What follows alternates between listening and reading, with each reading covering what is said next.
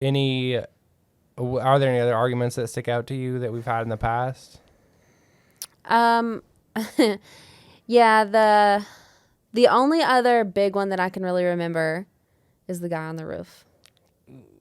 Yeah, Which we've brought up before. we have. So we'll go ahead and divulge into that story. Yeah. So I'll give my part on it.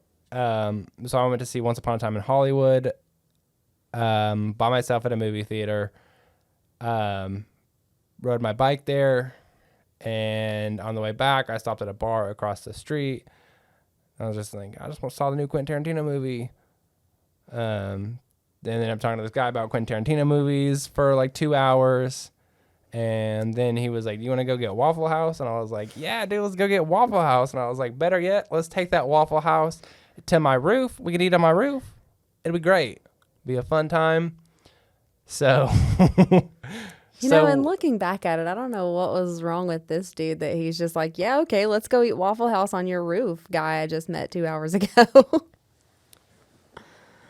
I mean, yeah, it just seemed like the thing to do. And didn't really realize anything was wrong until you became aware of it and you were furious. Yeah.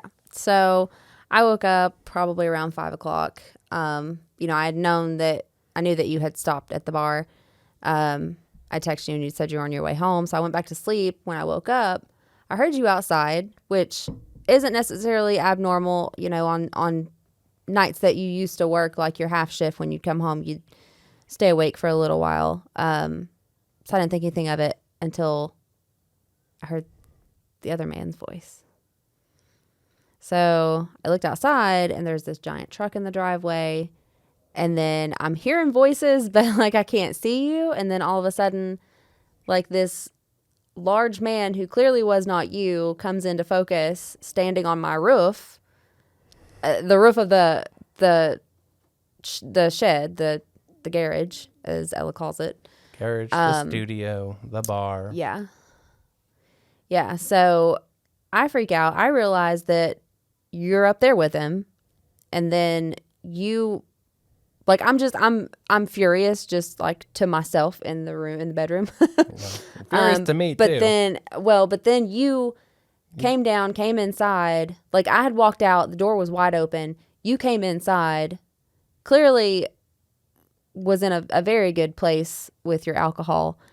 And I'm buzzing. Yeah. So argument went from there. Yeah, you gave me the goods. Yeah, sure did. Yeah. And that lasted. I think I may have even thrown a hash brown on that man's truck. Yeah, I mean, what did he do?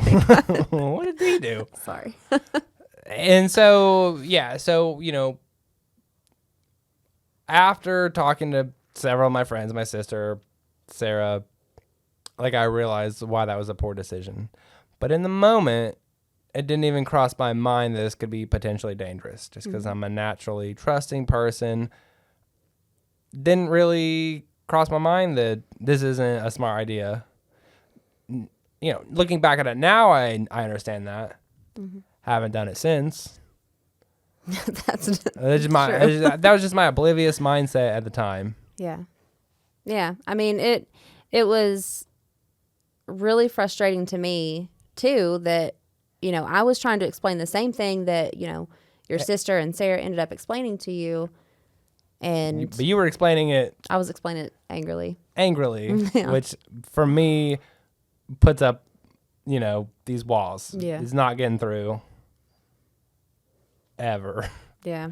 But I mean, it's just so frustrating to me, I guess, trying to explain it and I guess understand. Because you were so passionate about your point. Realizing that you, honest to God, just had not a clue. Yeah, I think that still frustrates you. It does still frustrate me. Okay, I realized it was wrong, but at the same time, I'm like, look at you go through life just thinking everything's peachy all the time. That's nice. That's very rom-com of you. These my dollars make it hurt.